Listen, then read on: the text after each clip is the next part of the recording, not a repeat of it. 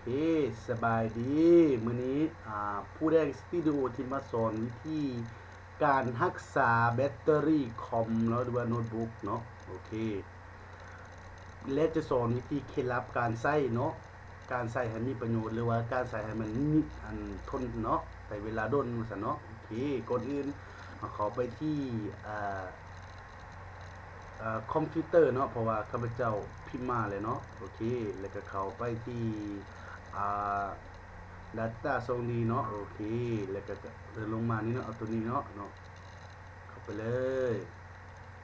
เนาะ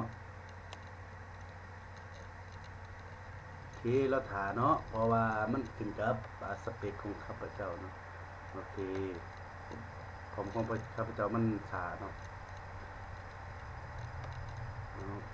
โอเคแล้วเข้าไปเนื้อในเลยเนาะสอนโดยเมนทางอาจารย์วงศ์ฤศรีทิตวันเนาะศึกษาโดยเมนทานคานทวีนันทเสนเมนครับข้าพเจ้าเองเนาะโอเคแล้วก็สิอ่านเลยต่อไปเนาะสิบอกเลยสอนการใส่แบตเตอรี่โน้ตบุ๊กหรือคอมพิวเตอร์เนาะโอเคเคล็ดลับในการรักษาแบตเตอรี่โน้ตบุ๊กโน้ตบุ๊กแบตเตอรี่ติดเนาะแบตเตอรี่โน้ตบุ๊กมีอายุได้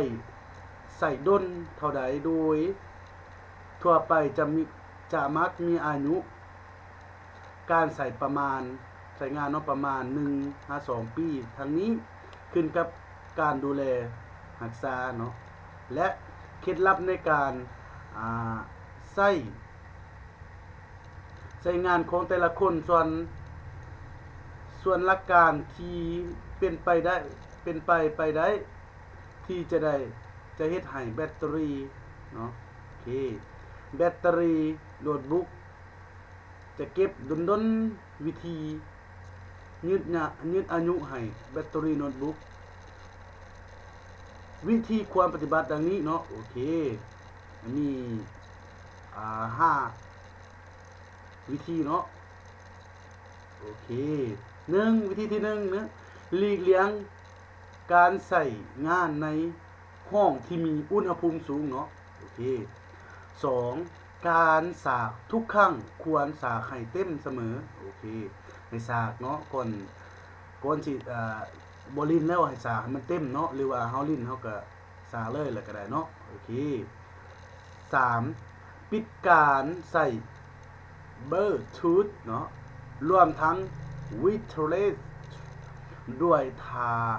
บ่ใช้งานเนาะเฮาปิดไว้ถ้าว่าเฮาบ่ได้ใช้งานมันจะถ้าว่าเฮาเปิดเนาะมันจะความร้อนของมันหรือว่ามันกินไฟแบตเนาะมันจะดูดไฟแบตเฮาเนาะโอเคใช้ถ้าบ่ใส่โน้ตบุ๊กดนๆเนาะ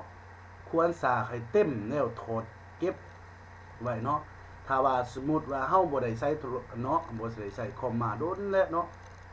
สมมุติว่าเฮาบ่ใส่นะเฮาต้องสากเต็มแล้วก็ถอดแบตมันเนาะถอดแบตไว้เมียนบอดี้เนาะโอเค5อย่าปล่อยให้ไฟแบตเบิด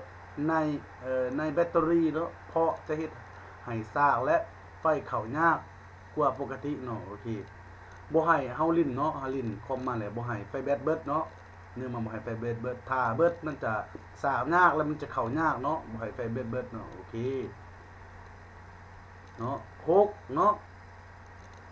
ควรใส่แบตเตอรี่แด่คนส่วนใหญ่มักจะต่อสากforever เนาะ power bank ขนาดนะ forever มันต่อกันเนาะเข้าปลั๊กทันทีที่มีโอกาสเฮ็ดให้บ่ค่อยได้ใส่แบตเตอรี่เนาะดังนั้นแนะนำให้ใส่แบตเตอรี่อย่างน้อยเดือนละ1ครั้งในการใช้ก็ควรใส่ให้หมดจนกระทั่งขึ้นสัญญาณให้ซากเนาะโอเคถ้าว่าท่านใดบ่เข้าใจหรือว่า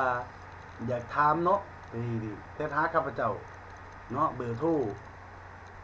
เดี๋ยวสิอ่านเบอร์โทรเนาะโอเค02099947978เนาะอันนี้มันเบอร์ข้าพเจ้าเองเนาะถ้าท่านใดบ่เข้าใจหรือว่าอยากถามเพิ่มเติมเนาะโอเคขอบใจเนาะสำหรับท่าน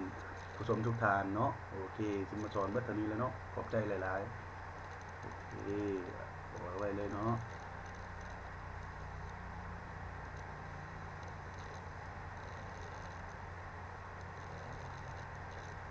นี่ได้หลายๆ